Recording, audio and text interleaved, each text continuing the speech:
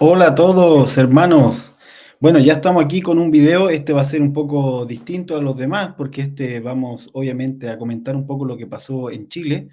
Y aunque vamos a revisar algunas cosas que pueden parecer muy políticas, la verdad es que la intención del video, y lo va a ver al final, es que podamos tener algunas líneas que no solo van a servir en Chile, sino en todas las naciones que han estado revisando todos los procesos que se van dando en la sociedad. Entonces, ¿qué les parece si comenzamos? Y para eso, y ustedes ya me han escuchado hablar más de alguna vez acerca del proceso que ha venido ocurriendo en Chile ya desde hace un tiempo, pero es necesario que lo podamos pegar una miradita una vez más, porque esto no es nuevo, todo lo que apareció en las noticias, me refiero al rechazo del proyecto de nueva constitución que hubo en Chile ahora este fin de semana, es consecuencia de todo un proceso amplio que mucha gente dice no sé de dónde apareció todo esto, pero en realidad sí tiene una respuesta, por lo menos para la iglesia, para nosotros como hijos del Señor, sí tiene una respuesta clara. Y este gráfico usted lo ha visto ya más de alguna vez, por eso lo estoy mencionando en otros videos. Por ejemplo, en medio de una semana profética creo que mencioné un poco de esto. En el cambio de época, en el video El cambio de época también lo mencioné. Y entonces es algo que es conocido, por lo menos en la iglesia en Chile, este proceso. Y es que el 2010 tuvimos esa palabra de cambio de la nación, que venía un cambio brusco e interesante, el 2010, y que para eso había que alinearse y traer justicia a ciertos elementos. Eso fue el 2010 cuando fue el gran terremoto del 8.8. No sé si lo recordarán, a lo mejor los hermanos de otras naciones. Chile se hizo famoso, como siempre, por un gran terremoto en este caso 8.8. El 8 es un número de reinicio en la escritura, es un número de cambio, es un número de nuevo tiempo. Y era muy decisivo para nosotros entender ese nuevo tiempo. Ahora, ¿qué tenía que ver con este nuevo tiempo? ¿Qué elementos habían? Y es que la iglesia tenía que empezar a enjuiciar ciertos elementos que estaban en la sociedad chilena con relación al sistema económico chileno heredado de toda una tutela inglesa por muchos años. Estoy hablando desde la independencia de Chile en adelante, toda la cultura inglesa tuteló la política chilena en grandes elementos. De ahí se desprende la Guerra del Pacífico, por ejemplo, se desprende esta condición chilena de mirar hacia el mar siempre, mirar hacia los puertos, darle la espalda, en este caso, a cualquier identidad andina, propia del resto de Latinoamérica. Pero como saben, Chile tiene esta condición de ser un poco distinto porque fue tutelado por mucho tiempo por la cultura inglesa y por los ingleses que vivieron acá en Chile, sobre todo en Valparaíso, y que tuvieron el poder en el inicio de los primeros bancos, de los primeros periódicos. También hay un elemento positivo de esto y es que Chile se abrió muy rápidamente a todo lo que tenía que ver con la reforma protestante. Obviamente no era la reforma, el fuego de la reforma espiritualmente hablando, sino más bien una reforma un poco más política. Eh, pero entonces empezó la pugna con el mundo católico, tampoco el católico creyente, sino con los poderes del mundo católico y los poderes políticos, sobre todo de las naciones protestantes. En este caso, las naciones anglicanas de Inglaterra y otro elemento. Todo eso usted lo puede encontrar si revisa la historia de Chile. Inicialmente, yo mencioné mucho de eso en el libro El mayor acontecimiento. Para los que lo tienen se recordarán, un poco explicando todo este asunto que ocurrió con la contrarreforma en Latinoamérica, con los momentos de independencia en toda Latinoamérica, cuando empiezan a surgir nuevos pueblos, y en el caso de Chile, cómo Chile empieza a ser tutelado por Inglaterra. Y entonces, el 2010, Dios nos está diciendo que va a haber un cambio radical. Va a haber un cambio radical y que la iglesia tiene que estar preparándose para ese cambio que ha de venir y que está produciéndose. Entonces, durante los 8 años que venían, hasta el 2018 era la palabra del Señor, había que dedicarse a ciertos elementos. Uno de ellos es que el 2011 iba a emerger una generación dentro de la iglesia, como también fuera de la iglesia, y efectivamente el 2011 es conocido por todas las manifestaciones del mundo estudiantil. Hay una irrupción entonces de una generación. Y el 2014, y esto es interesante para el momento que estamos viviendo, 2013 se hacen ciertas cosas, 2012 también, voy a saltarme esos años para no alargarme tanto, y el 2014 hay un momento importante y es que la iglesia se dedica a levantar la sangre que quedó, lo voy a poner en esos términos, de la dictadura latinoamericana en Chile, Operación Cóndor, por ejemplo, bueno, hay muchos libros que hablan de toda la represión que hubo en las diferentes dictaduras en Latinoamérica, y en el caso de Chile estaba muy ligado a las cautividades.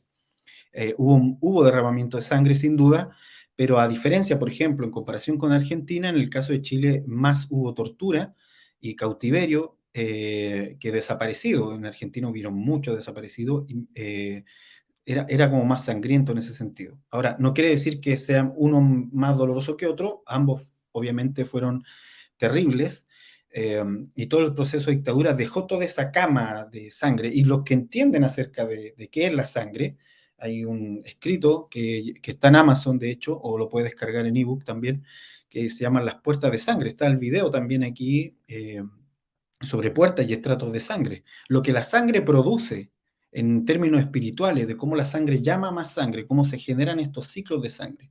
Entonces, en 2014 la iglesia se dedicó en Chile a levantar esa sangre. Fue un proyecto que estaba en tres fases. Uno, moverse por todo el sur de Chile. La segunda fase era moverse por todo el norte. En la primera fase, por el sur, tuvimos mucha ayuda de hermanos de diferentes naciones que vinieron y se unieron, digamos, en este proyecto. Fueron partícipes activos y importantísimos en poder lograr levantar toda la sangre. ¿De dónde se levantaba la sangre? Bueno, de lugares donde había sido derramada, de lugares donde había habido cautividad, donde había habido tortura, tanto en el sur de Chile, como les digo, en la primera fase. Luego hubo una segunda fase que fue recorrer todo el norte de Chile. Fue una de las fases más largas porque los que han estado en Chile saben que recorrer el norte es más difícil que recorrer el sur en términos logísticos. Son más horas digamos, en carretera.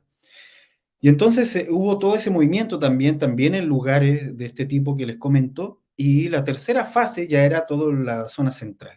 Y en esa tercera fase, bueno, la segunda fase, como le digo, en el norte, ya casi la mayoría eran chilenos, solamente algunos extranjeros se quedaron muy pocos, pero también fueron parte.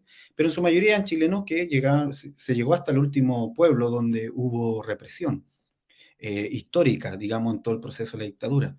Y luego la zona central ya se unieron también hermanos de la zona central, no solo los que habían estado en la primera y segunda fase, sino también la zona central. Yo recuerdo haber, dentro de todo este, porque duró más de una semana, obviamente, porque como les digo, fueron andar en carretera horas y días, eh, haciendo todo esto, orando en puntos específicos. Y recuerdo que el último punto, que uno de los últimos puntos, que eran los más alejados, en mi caso, también me tocó ir a Dawson ya con un grupo menor, tocar lo que había ocurrido en Dawson, en la isla Dawson, como lugar de cautiverio. Pero todo esto ocurrió en 2014 para quitar la sangre, porque la sangre le da poder a las tinieblas para levantar ciertas cosas. La voz de la sangre que pide venganza le da poder a las tinieblas para levantar una reacción, ya sea violenta o con tintes legítimos. Entonces, al quitar la sangre, lo que tú estás haciendo es quitarle el enchufe a la lámpara que se quiere ahí poner. Obviamente, en este caso, son ideologías, estas falsas luces son ideologías, son pensamientos políticos en su mayoría, que van arrastrando una nación a un continuo ciclo de lucha interna de blancos contra negros y así sucesivamente rojos contra azules y viceversa. Entonces eso ocurrió en 2014 y digo que es importante para poder entender lo que ha ido ocurriendo.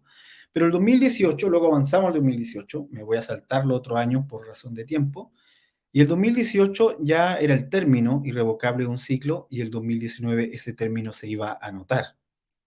Y de ahí saltamos al 22, que es algo que voy a mencionar al final, que en parte hemos conversado de esto, pero no con este enfoque, sobre el momento Tau del 2022.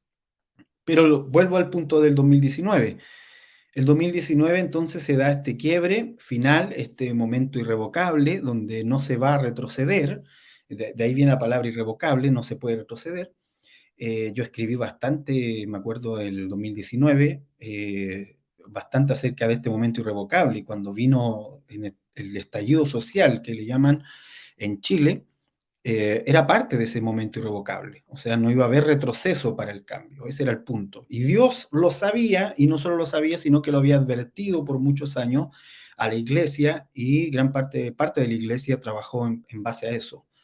Eh, Recuerdo también que el 2019, por ahí por septiembre, yo decidí cambiarme de casa y me vine acá a la Araucanía, precisamente por esta palabra del Señor de que al venir un momento irrevocable y un nuevo tiempo al que íbamos a entrar de transición, un nuevo tiempo de cambio y de transición, entonces, en mi caso, recibí la orden de venir a la Araucanía, obviamente por el tema, todo lo que conlleva estar en la Araucanía en cuanto al mundo indígena, en cuanto a los pueblos originarios, en cuanto a el despertar de la tierra, en fin. Así que resulta que yo llegué como 2 semanas antes del estallido social. Estaba recién instalado en la Araucanía cuando prendo el televisor y empiezo a ver las noticias y empiezo a ver cómo todo está explotando, sobre todo en la capital. Y luego al siguiente día todo esto empieza a explotar en diferentes lugares. Hubo harta violencia, pero también hubo manifestaciones muy legítimas de descontento. ¿Por qué? Porque cuando uno mira hacia atrás en los otros años, los años anteriores, lo que hubo ocurriendo con todos estos juicios que el Señor empezó a traer fue que se empezó a ver la corrupción del sistema, de este sistema económico, que traía respuesta, pero a la vez también generaba corrupción, como todo sistema humano. Entonces la corrupción había llegado a un límite demasiado alto. Tal vez los chilenos se recordarán de que prácticamente toda la semana en las noticias aparecía un nuevo caso de corrupción millonario que básicamente les quitaba dinero a la gente con menos recursos, colusiones de empresas, políticos recibiendo dinero para ejecutar ciertas leyes. O sea, incluso la iglesia salpicada por casos de corrupción en cuanto a dinero y en cuanto a otros tipos de corrupción moral también. Así que, en fin, todo esto fue explotando y fue quitándole, digamos, fe a las instituciones, fue quitándole fe a ciertas estructuras que mantenían el orden, y el 2019 esto estalla, definitivamente. Como les digo, no era algo que era sorprendente, no era algo que tomara por sorpresa a Dios, y eso es el punto que quiero demostrar al explicar todos estos años. Era algo que Dios ya estaba hablándole a la iglesia y estaba pidiéndole que hiciera ciertos cambios. Y algunos empezaron a hacerlo, y continuamos en eso, obviamente. Entonces, volviendo al punto que nos va a llevar a qué pasó en Chile este fin de semana, el 2011 aparece esta generación, entonces la generación del actual presidente, la generación de estudiantes, el movimiento estudiantil de 2011, tiene una base de izquierda, política, ideológica, que se va transformando. Aquí hay algo que es interesante, porque es respuesta, creo yo, a estos mismos tiempos de oración para quitar la sangre, porque la izquierda chilena tradicional es una izquierda ligada a la figura de Allende, ligada a la figura del comunismo, sobre todo, de ciertos socialistas también, Partido Socialista en este caso, que vivieron el momento de la dictadura. Muchos de ellos fueron asesinados, otros desaparecieron y otros tomaron las armas. O sea, eh, creo que es lo típico que ocurrió entre 70 y el 80 en toda Latinoamérica. Y en el caso de Chile, de forma específica, eh, fue desembocando finalmente con la dictadura en un modelo también de sociedad. Todo esto tutelado, tengo que decirlo, tutelado por una idea también muy inglesa. De esto vuelvo a reiterar, se podría hablar en otro video, pero estaba íntimamente ligado con esto. Y entonces surge este grupo, ¿verdad?, de jóvenes, en este caso estudiantes, hay todas unas manifestaciones, pero el 2014, y aquí quiero hacer el hincapié, 2013-2014 sobre todo, se empieza a notar que ya no era solamente con ideas de izquierda tradicional, esto lo expliqué en el video El cambio de época, me refiero a una izquierda soberanista, a una izquierda que nacionaliza los recursos, a una izquierda que crece el Estado para poder resguardar una población, digamos, sobre todo los más pobres, así va orientada. Pero aquí empieza a hacer un giro, ya no a la izquierda tradicional, sino a una izquierda progresista, que es la izquierda valórica, que es la izquierda que no le interesa tanto nacionalizar cosas, no le interesa tanto eso, más le interesa el cambio de valórico. Y ahí entran ideologías como el feminismo, ideologías como la igualdad, por ejemplo, para los grupos LGTB, ahí entran, todo ese tipo de ideas son propios del progresismo. Y esta izquierda, este grupo empieza a girar en el 2014, cuando ellos ya están entrando al Senado, cuando ellos ya están entrando en la política de lleno, pasan de ser meros dirigentes estudiantiles a ser políticos, empiezan a hacer este cambio más radical, o se empieza a notar, ¿sí? Es una izquierda progresista, refundacional, en el sentido de que abogan por una refundación de todas las cosas. Y que se ve a sí misma, y esto es interesante, con una superioridad moral, porque hay que decirlo, el progresismo juega a la superioridad moral. a decir nosotros somos moralmente más éticos que ustedes. Y entonces, en ese sentido, en el caso de Estados Unidos, por ejemplo, el progresismo abraza banderas como la lucha racial, por ejemplo, pero obviamente todo esto mezclado con ideologías propias. Entonces hay una connotación de superioridad moral en ello. Y esta es la generación. Ahí tengo dos fotos. La de arriba es cuando están como dirigente estudiantil y la de abajo ya propiamente en el gobierno. Ahí está Camila Vallejo del Partido Comunista y del Frente Amplio, en este caso el actual presidente Boric, y Jackson, Giorgio Jackson, también del Frente Amplio. Uno, en el caso del Partido Comunista, yo diría que Camila Vallejo es comunista, pero con una inclinación progresista muy notoria. No es de la antigua idea comunista soberanista como lo es el presidente del Partido Comunista, por ejemplo, en Chile. Y entonces esto se empieza a notar. Pero a la vez que esto está ocurriendo, Dios también está levantando una generación en la iglesia, obviamente muy por debajo del radar de la opinión pública y de la opinión política, porque a Dios no le interesa la política para gobernar la tierra, sino una iglesia que pueda seguir su voz y caminar, digamos, en la dirección que Él camina. Y eso está ocurriendo en la iglesia desde el 2010, empieza a ocurrir en adelante, porque Dios se provee de los suyos, ¿sí? Y esto va a ser notorio en la iglesia chilena, como les digo, va esa misma generación de iglesia, y no solo chilena, yo diría que en toda Latinoamérica, Dios se va a proveer de una generación que va a caminar bajo el radar de lo público, pero va a ir trabajando en ciertos elementos que Dios le va a ir poniendo por delante. Ahora, toda esta izquierda progresista es la izquierda, esto lo he explicado también otras veces, pero vale la pena en este caso mencionarlo, es la izquierda del progresismo de las identidades, ¿sí? Es la que pasaron, por ejemplo, de la idea del emprendedor, muy propia de la política capitalista, a la idea, digamos, de identidades atomizadas como el animalismo y el ecologismo, el feminismo, el indigenismo y todos los ismos, ¿sí? Todos estos ismos van a ser lo que el progresismo va a tratar de abrazar para crear políticas para estas identidades. Por eso digo que es una izquierda muy valórica, muy inclinada a lo valórico, más que a cualquier otra cosa.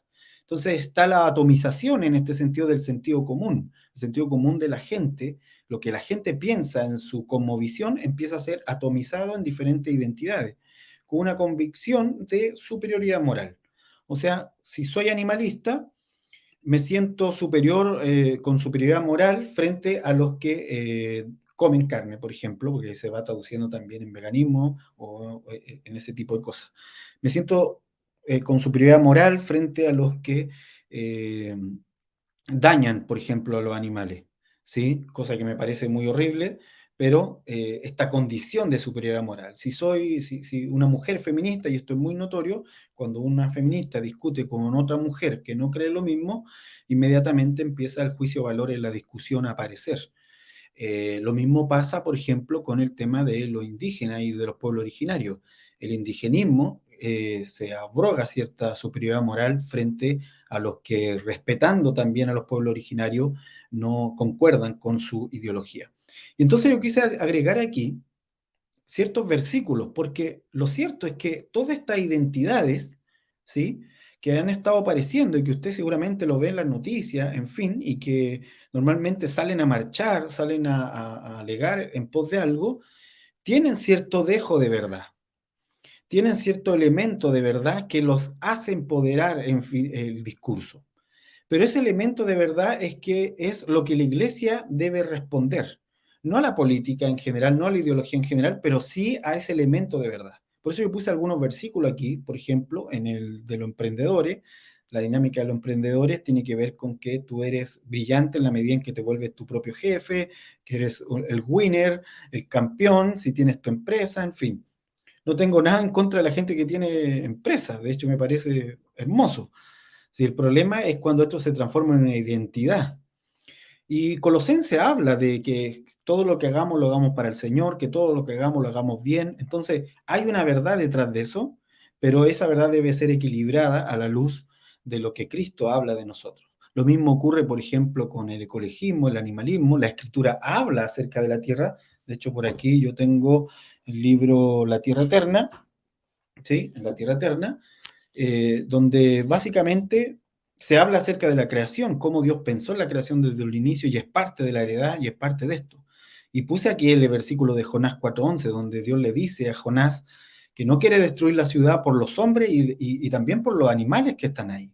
O sea, por toda la creación que también está ahí. O sea, hay una preocupación de Dios por la creación. Eso es cierto. Pero cuando esto se transforma en una ideología, hay un elemento de verdad que lo sostiene y ese elemento de verdad es lo que la iglesia debe tocar, básicamente, y dar respuesta a ese elemento de verdad. Lo mismo ocurre con el caso del feminismo. Todos sabemos que Pablo es uno de los primeros, digamos, en declarar que no hay diferencia delante de Dios entre hombres y mujeres. O sea, hay una igualdad de dignidad, hay una igualdad de responsabilidad también, hay una igualdad en todos esos sentidos. Entonces hay un elemento de verdad en esto, que la misma iglesia ha planteado por años y mucho antes de esta ideología. Pero lo que ocurre es que la ideología toma ese elemento de verdad y entonces va agregándole ciertas cosas que van radicalizándolo.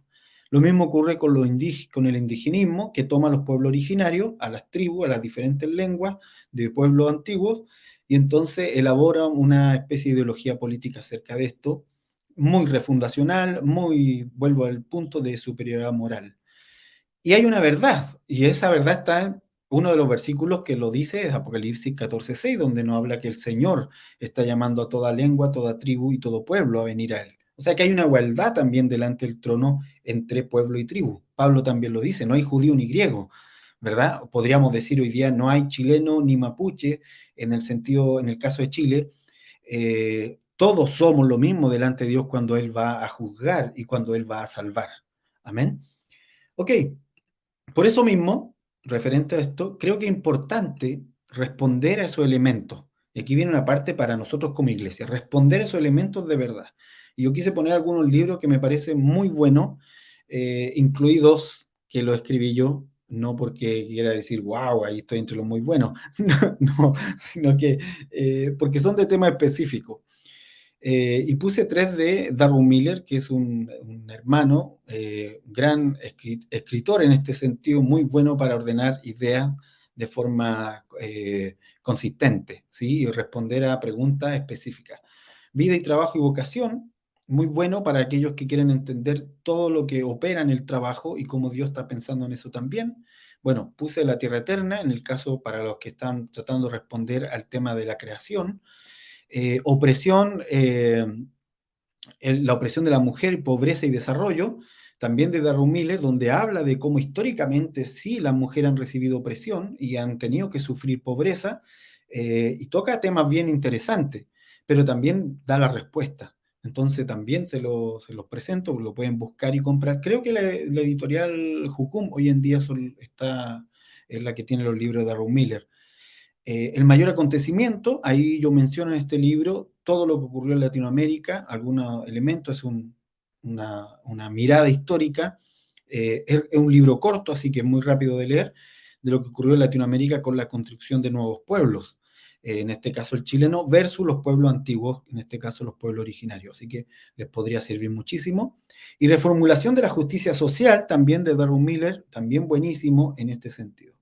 ¿Por qué? Porque es importante que podamos desactivar esos discursos radicales, tomando la verdad del deseo de justicia que está en la gente, porque eso es intrínseco del ser humano por causa de que inicialmente teníamos la imagen de Dios, entonces hay un deseo de justicia propio en el ser humano que va a estar siempre ahí. Y ese deseo va a aparecer, ese deseo de justicia. Y hay que, entonces, para que una ideología radical no tome ese deseo de justicia y lo use como motor, la iglesia debería desactivar esos discursos radicales y gestionar una respuesta hacia esa verdad que está en medio de ese reclamo. Puse también aquí la imagen del video en el cambio de época, tal vez le puede servir a más de algunos de ustedes. Y bueno, volviendo a Chile, entonces, el 2010 en adelante, cuando en pleno terremoto, si se recuerdan, está Piñera, de esto también lo mencioné en algún lugar, pero quiero agregar algo más. Piñera tiene todo un discurso de globalismo financiero, pero con valores muy conservadores. Ese es su discurso. No digo yo que es lo que él piense, ¿sí? Pero es el discurso con el que llegó a la presidencia y trató de gobernar, con valores muy conservadores y con valores muy soberanistas, ¿sí? Después viene Bachelet, 2014-2018. Ella había sido ya presidenta, este es su segundo periodo. Bachelet intenta hacer una nueva constitución, no tiene fuerza de la opinión pública para lograrlo y queda ahí, en espera. Pero ella viene con ideas de un globalismo ya más progresista. Aquí ya entra de nuevo el progresismo de izquierda, con valores de izquierda propiamente tal. Aunque ella viene de una tradición de izquierda soberanista, hace esta mutación. Bachelet hace una mutación en sí misma, en su discurso y en su ideología también, y se vuelve una izquierda más progresista. Ya no la izquierda, digamos, del comunismo de la Unión Soviética, sino ahora es la izquierda más progre, más de corte valórico. Y luego viene Piñera de nuevo, un segundo mandato. La gente le da un segundo mandato, esto es interesante, y él ya entra con un discurso de globalismo económico, financiero, nuevamente. Cuando digo globalismo económico me refiero a muchos tratados comerciales, mucho intercambio entre las personas, transnacionales moviéndose en el país, y financiero me refiero a la bolsa, me refiero a la transacción de grandes capitales, y valores liberales, en este caso ya empezando a adoptar el progresismo, pero de corte de derecha, ¿sí? De hecho, y aquí está algo interesante, porque hasta ahí, hasta antes de ser electo, Piñera se había mostrado como en el primer periodo, o sea, con valores conservadores. Y por eso recibió el apoyo de la Iglesia en gran medida para poder ser presidente en su segundo mandato. Recibió el apoyo, no sé si abierto, pero sí, entre él y el candidato que había, mucha gente decidió por Piñera por sus valores conservadores. Pero resulta que como no eran los valores que él creía, ¿sí? No era lo que él creía realmente, al final de su mandato él empieza a lanzar todas las leyes muy propias del progresismo antes de irse. Y es en este periodo, en el periodo de Piñera, donde se da el estallido del 2019 y él alcanza a gobernar hasta el 2022 porque estuvo la pandemia de por medio y eso le dio el chance de aguantar, ¿sí?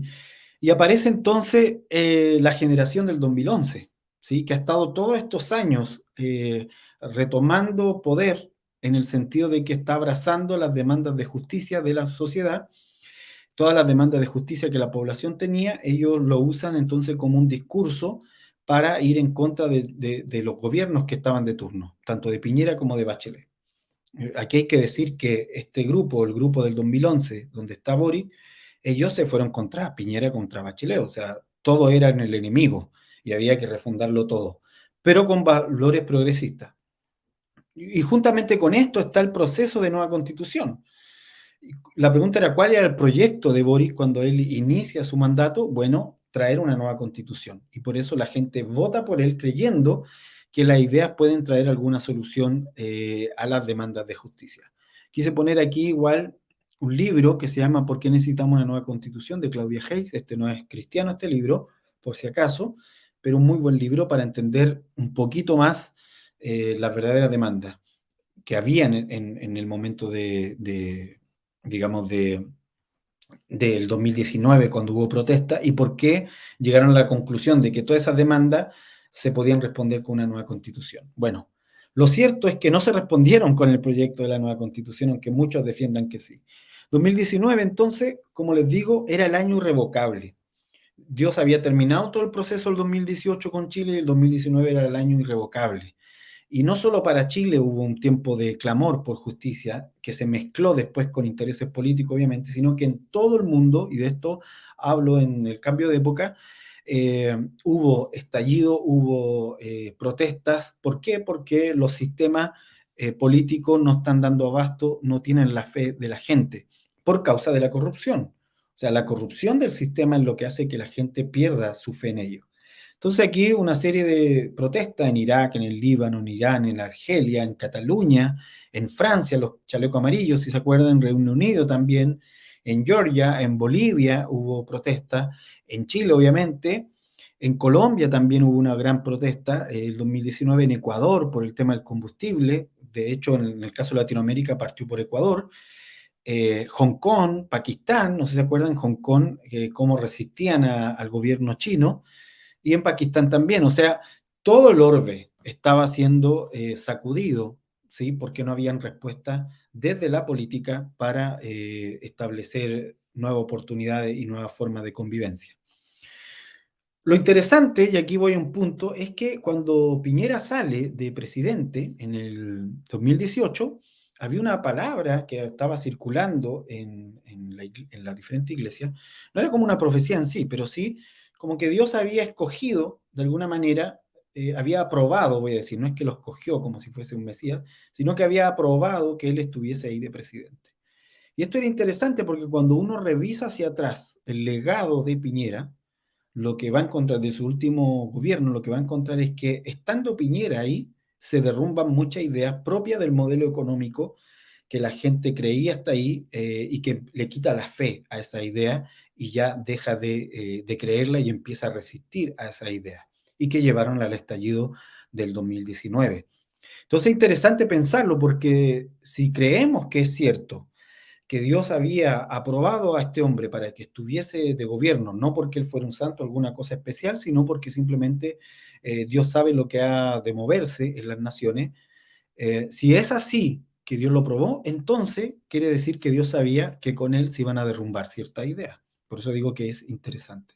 ¿Y cuáles son las ideas que se derrumbaron con Piñera? Bueno, y que dieron paso de paso a que Boric fuera presidente, porque no existe un Boric sin un Piñera, no existe un Boric presidente sin un Piñera que derrumbe esta idea en la que la gente confiaba y que deja de confiar por causa de los gobiernos anteriores. No le vamos a echar toda la culpa a Piñera, pero en el caso de Piñera es el momento en donde se terminan de derrumbar. ¿Cuál era esta idea? Primero, el éxito social de la AFP. Se demuestra que no es así, que las AFP son buenas generando dinero, pero no alcanza para darle pensiones a los más ancianos. Dos, la constitución de 1980 queda devaluada completamente en el gobierno de Piñera, desahuciada. El Estado subsidiario como idea de Estado subsidiario también pierde la fe de las personas. El imaginario de que Chile era un país bien portado, el oasis que le llamaba Piñera, que invitó incluso a los inmigrantes a venir, diciéndoles vengan porque Chile es un oasis, eh, también queda devaluada esta idea en todo ese tiempo, en el 2019. El orden constitucional elitista de los 200 años anteriores de Chile, en donde las constituciones era el gobernador o el gobernante de ese momento, el presidente, le pedía a 10 o 15 personas que crearan una constitución, esas personas lo creaban y luego simplemente se instalaba la constitución. Toda esa idea, digo elitista en este sentido, se derrumba también. Y entonces la gente ya no acepta una constitución con esta fórmula y está empezando a pedir una constitución donde haya otro tipo de formularla, donde ellos se sientan que participaron. Y por eso vinieron los plebiscitos y la convención constitucional y todo lo que usted conoce que ocurrió en Chile. Entonces el poder político también de la Iglesia Católica se derrumba, porque como les digo, Piñera católico, su primer mandato fue muy conservador en términos valóricos, pero su segundo mandato ya no lo es. Piñera, de alguna manera, en los últimos meses de su gobierno, empieza a derrumbar todo lo que la Iglesia Católica había defendido en ese momento como poder político. Y la idea de un país que se redime en muchas horas de trabajo, ¿sí? También una idea muy propia de la cultura del emprendedor, también se empieza a desmoronar en este gobierno. Y toda esa debacle de estas ideas, obviamente, van dejando espacio, un vacío, y como la política no acepta vacío, entonces alguien ocupa ese espacio. Y en este caso lo hace los que no habían sido probados en el poder, que es Gabriel Boric con todo su grupo del 2011, en este caso Frente Amplio, de ala izquierda progresista, y Partido Comunista de izquierda más de la antigua izquierda. Entonces, lo interesante es que Boric, cuando se ve en este juego, o este grupo, que era más progresista, cuando se ve en este asunto de poder lanzarse a la presidencia y recibir el voto, salían a la izquierda más antigua, al Partido Comunista, y entonces Boric adopta esta imagen para verse relacionado con Allende en términos simbólicos. Lo hacen de forma explícita. O sea, Boric no usaba lentes. Por ejemplo, le pusieron los lentes para que se pareciera más a Allende en este caso, que es la figura, entre comillas, mártir de la izquierda antigua. Y entonces va a aparecer este Neo Allende, ¿sí? Un Neo Allende, él toma también esa postura digamos, de estadista, tratando de igualarse en este sentido. Y hace una nueva, y entonces empieza un camino hacia una nueva constitución, pero de izquierda progresista. Ese era el objetivo de este grupo y empieza a caminar hacia ese objetivo. Para que puedan entender todos los hermanos, lo que empezó a ocurrir es que la convención, mayoritariamente de ideas progresistas, que es la foto donde aparecen ahí con una bandera del mundo mapuche, asume con el 80% de los votos. En la primera plebiscito, el 80% de los votos lo obtuvo la opción de aprobar, o sea, de crear una nueva constitución, y en base a eso también se hace una lista para nuevos constituyentes, para crear esta convención constitucional. Se crea la convención constitucional y en su mayoría con muchos independientes, mucha gente que no venía de partidos políticos, pero que sí era de organizaciones políticas, en cierta forma, con ideologías muy específicas. El mundo civil, que le llaman, de organizaciones. Entonces, este 80% de estos votos se van perdiendo en el camino porque la gente empieza a rechazar la manera en que ellos actúan, empieza a rechazar la manera en que ellos, el trato, digamos, que tienen cada vez que se reúnen. Bueno, usted va a encontrar en YouTube y en Google una serie de videos de las extrinsicidades, de la forma extrema en que se comportaba la convención constituyente y que fue quitándole el apoyo entonces de la ciudadanía. Cada vez que se le preguntaba a la ciudadanía, ellos tenían palabras de desaprobar la manera en que ellos actuaban. Y esto fue repercutiendo obviamente en la idea de la convención. Y aquí quise poner otro elemento que a veces no, yo sé que no va a aparecer en ningún noticiero ni en ningún programa de política, pero sí es cierto que está ahí. Y es que todo el progresismo de izquierda tiene un elemento religioso, un apoyo religioso que viene del Vaticano, ¿sí? Porque Bergoglio es de tendencia de izquierda progresista. O sea, Bergoglio abiertamente ha apoyado ideas del indigenismo. De hecho, puse esta imagen donde se ve a Bergoglio, las ropas que se puso cuando, estando en Chile, y seguramente en las visitas a otros países de Latinoamérica van a encontrar lo mismo. Las ropas que usa está llena de elementos de los pueblos originarios de ese país. ¿Por qué? Porque él trata de vestirse y empoderarse con la fuerza de los pueblos originarios en cierta manera. También Bergoglio le ha dado apoyo a uniones civiles de la población LGTB, cosa que no había ocurrido con otros papas, pero él lo hace porque tiene esta inclinación progresista. También Bergoglio hace su bula, o no sé si la palabra bula tiene otro nombre, perdón, pero hace su escrito acerca del ecologismo con corte católico, en este caso, y se vuelve crítico también de la autonomía de los mercados. Esto ya es un tema más económico, pero Bergoglio es un crítico de la autonomía de los mercados. Él cree que el Estado tiene que, en cierta forma, regular algo. Y entonces, todo el progresismo ideológico, y ahí entran todos los ismos que ustedes les mencioné, tienen un apoyo en este sentido de católico, de Bergoglio, pero sobre todo de corte jesuita.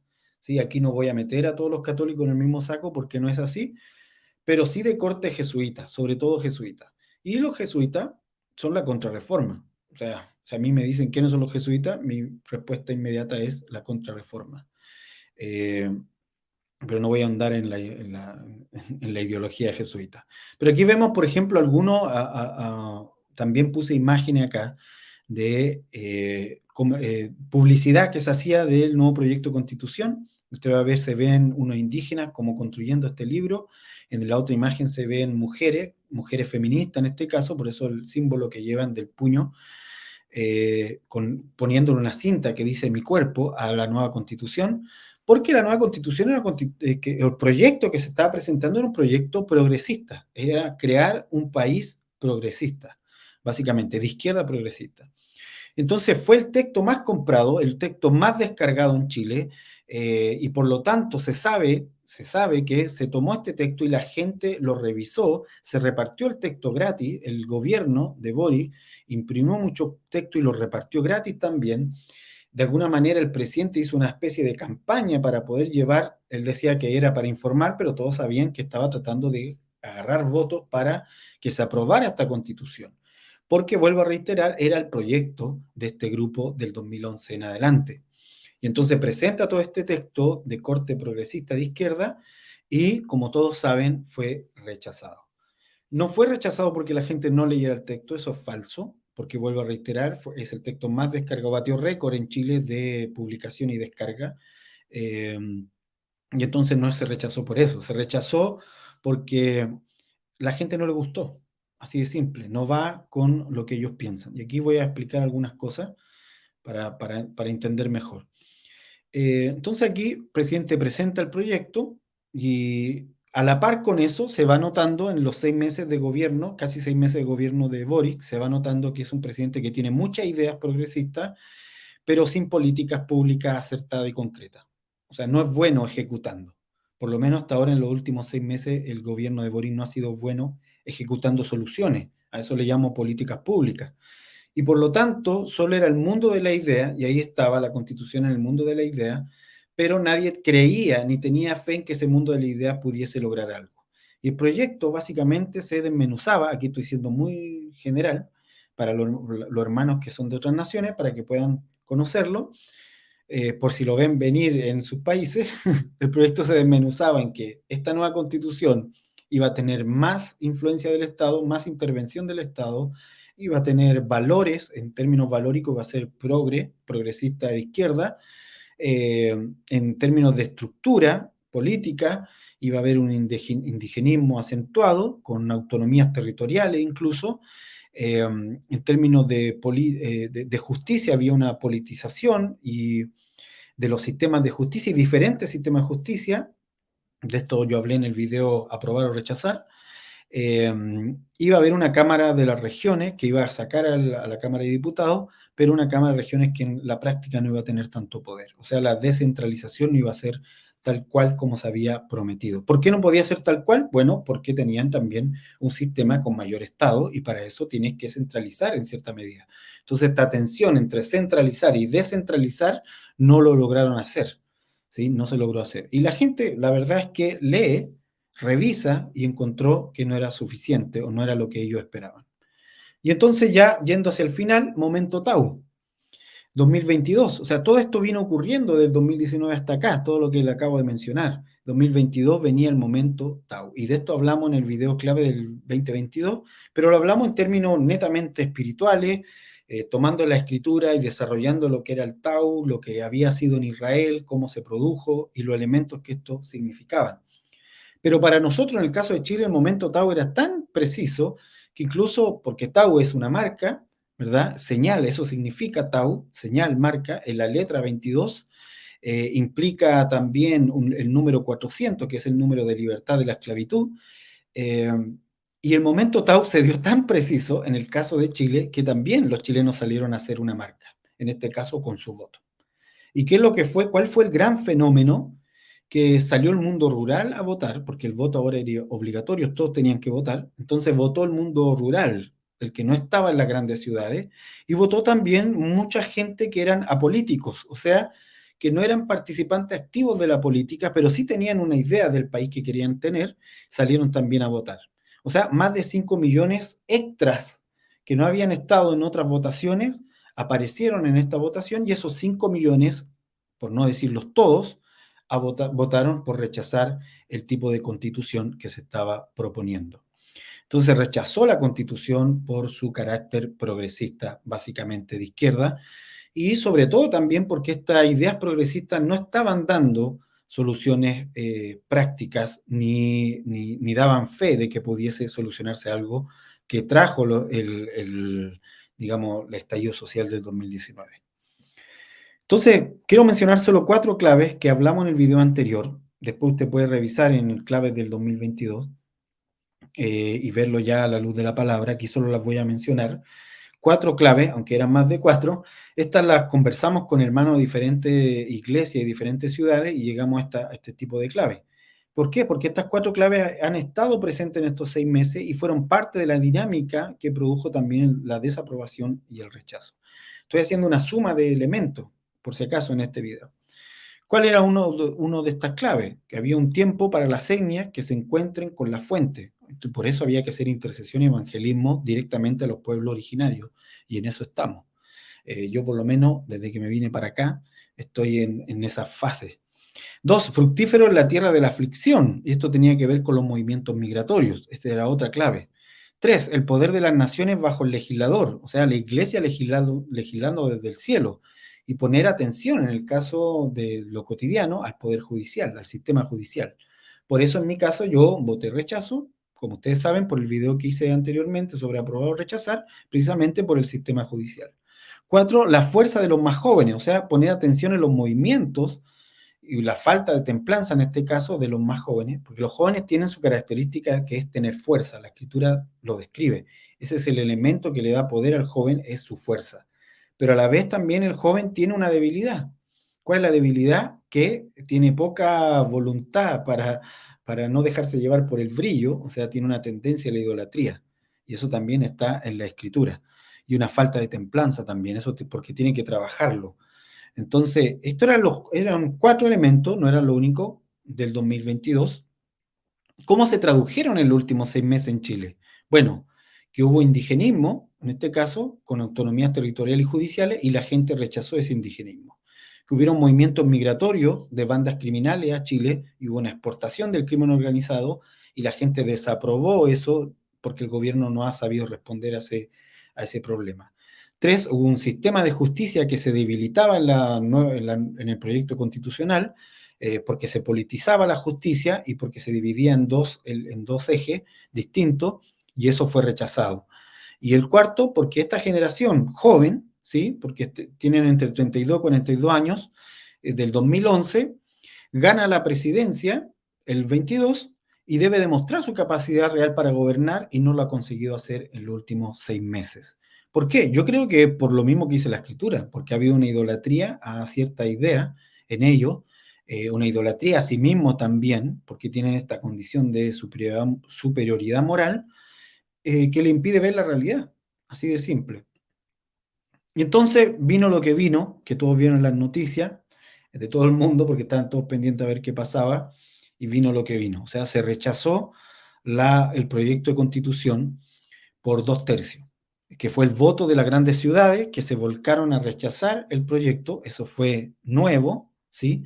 El voto del mundo rural, que fue el otro tercio que se incorporó junto con los que no votaban nunca, y esos son como les comento, por lo menos unos 5 millones de votos extra, y entonces quedó solo el 38% de votos a favor, que era un mundo más progresismo, globalista, muy pegado a la Agenda 2030, con ese tipo de valores me refiero.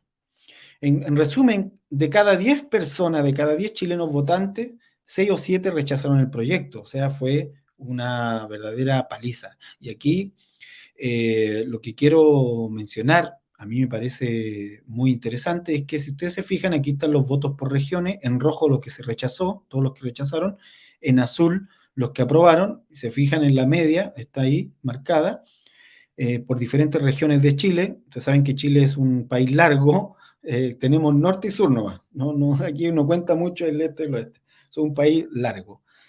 Pero ahí donde está la imagen de los niños bailando, haciendo el baile del Choique-Purrún, que es un baile mapuche, justamente en las regiones desde el Maule, Ñuble, por donde está la flecha negra ahí en la imagen, el Biobío, la Araucanía, los ríos, los lagos, todas esas zonas que históricamente han tenido presencia, mayor o menor grado del mundo mapuche y del mundo indígena, votaron rechazo. O sea, se cerraron al indigenismo. Y aquí quiero hacer una aclaración, porque originalmente el mundo mapuche real, el que está en sus casas, nunca permeó el indigenismo con profundidad. El indigenismo como ideología política permeó en las universidades donde algunos mapuches se trabajaron, digamos, y estudiaron. Eh, Algunos de ellos, no todos, obviamente, adoptaron este discurso indigenista, ¿sí? Pero ese discurso indigenista nunca ha tenido realmente cabida en la cultura mapuche en sí. Y de hecho hay elementos que se contraponen unos con otros. Entonces, por eso me parece interesante, porque si había una bandera que levantaba este proyecto de constitución, era la del mundo mapuche, y resulta que a los mismos mapuches no les gustaba la bandera que a nombre de ellos estaban levantando. Por último, y con esto cierro y termino, momento Tau. ¿Cuál es la marca entonces que quedó en Chile? Uno, que hay un respeto y una valoración por el mundo indígena, sí, lo hay muchísimo y lo va a seguir habiendo, lo hay en la población, pero no indigenismo. Dos, que hay un deseo de igualdad entre el hombre y la mujer, también lo hay, muchísimo, y me atrevería a decir que la paridad de género como idea de igualdad entre hombre y mujer va a sobrevivir a este rechazo y seguramente va a quedar en la siguiente constitución, pero más atenuado, no tanto ligado al feminismo radical. ¿Que hay un desarrollo social, un deseo de desarrollo social? Sí, muchísimo, y fue la reacción del estallido o del estallido social del 2019, pero no un Estado omnipotente que te diga qué hacer, cómo y cuándo, ni tampoco un retorno de la antigua izquierda. Y eso quedó claro. Como les decía, cuando se retiró la sangre, entonces, por más que simbólicamente traten de acercarse a la figura de Allende, a la figura de la izquierda antigua, ya no tiene piso espiritualmente hablando. El símbolo ya no tiene piso porque no hay sangre que pueda clamar por venganza. Y eso se notó en que las poblaciones que originalmente eran de izquierda votaron todo rechazo. O sea, yo comentaba que de conocer a alguien que fue parte de la Juventud Comunista, de paso estuvo preso también en el tiempo de la dictadura, y él me dijo a mí que iba a votar rechazo, y votó rechazo, de hecho, porque la Constitución no se parecía a lo que él creía. Entonces, esto puede parecer paradójico y raro, alguien puede decir, pero no entiendo, ¿qué es lo que ocurrió? Bueno, lo que ocurrió es que en general se movió la balanza de la cultura del chileno, se mostró en este voto obligatorio un mundo que no se había mostrado. Eh, entonces, si hay un deseo por desarrollo social, pero no con un Estado omnipotente. Si hay un deseo y también hay un deseo de un sistema judicial firme e imparcial. Eso me parece buenísimo. De todo esto es lo que mejor me parece. Y hay una necesidad de que la iglesia, y esto lo pongo como un paréntesis, hay una necesidad de que la iglesia se mantenga y no abandone el mundo rural. Esto me parece importante para todas las naciones de Latinoamérica. No abandone el mundo rural, hermano. No caiga en la tentación de la moda, de tener la gran iglesia en la capital, de creer que Dios solo se va a mover en las grandes ciudades, porque no es así. De hecho, ni siquiera esa idea tiene respaldo en la Escritura. Jesucristo operó alrededor de ciudades, pocas veces fue a Jerusalén y cuando se quedó más tiempo terminó crucificado. O sea, Jerusalén, la gran capital, es la que mata a los profetas. Entonces, hermano, si tú eres alguien que el Señor te ha llamado a levantar iglesia, iglesia en las casas, iglesia en todo lugar, no te concentres en la gran capital, a menos que el Señor te haya dado una orden para estar ahí. Pero no que no sea tu primera opción. Pregúntale al Señor, porque hay un mundo en el mundo rural alrededor que está abierto para escuchar la voz de Dios y está abierto, y esto es lo que es una de las lecciones que yo veo acá, cuando el mundo rural se volcó, en este caso en términos políticos, a votar, votaron con más sentido común y con menos moda de la época. Así que sean todos muy bendecidos. Con esto termino. Solo un recuento para que usted pueda ver un poco de las cosas que hemos estado masticando con el tiempo. Hay muchas cosas y elementos que no caben en un video, de elementos de intercesión que la iglesia ha estado haciendo durante todos estos años.